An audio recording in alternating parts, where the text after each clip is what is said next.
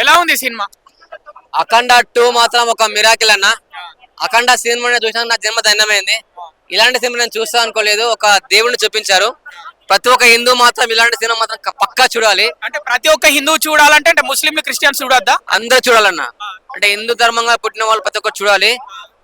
మన ప్రపంచంలో ఈ cinema pan India movie already అన్ని దేశాలు చూస్తుంది.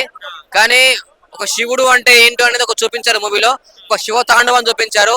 ఇందులో ఒక ఫైట్ సీన్ ఉంటుంది. మన ఆంజనేయ స్వామి ఫైట్ సీన్ ఉంటుంది. కథ సీను దేవుణ్ణి మొక్కినప్పుడు ఒక మంత్రం అయినప్పుడు ఆ గదతో ఫైట్ చేస్తున్నప్పుడు మాత్రం ఒక వేరే లెవెల్. అసలు ఆ యాక్టింగ్ కి ఆ ఎనర్జెటిక్ కి అసలు వేరే లెవెల్.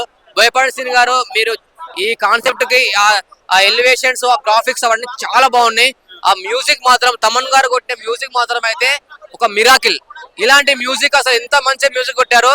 అసలు ఆ మ్యూజిక్ అయితే ఒక థియేటర్ లో చూస్తుండే కడుపులకెళ్ళి పేగులు వంకుతున్నాయి అన్న, అలా ఉంది. మీరు అఖండ గెటప్ కి ఫ్యానా బాలయ్య బాబుకి ఫ్యానా? బాలయ్య బాబు ఫ్యాన్ అన్న. కాబట్టి బాలయ్య మీద ఇష్టంతో గెటప్ వేసుకుని వచ్చాను.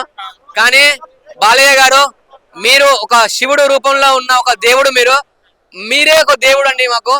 ఆ శివుడు కూడా ప్రత్యక్షం అయ్యాడు దేవుని కోసం. ఒక భక్తుడు ఒక శివుడు కోసం ఒక భక్తుడు లీనమైపోయాడు. వాళ్ళ అమ్మ చనిపోయినా కూడా వెళ్ళకపోతే ఒక శివుడు ప్రత్యక్షం అయ్యి వాళ్ళ అమ్మ కోసం ఈ శివుడు వెళ్ళి తలకొని పెడతాడు.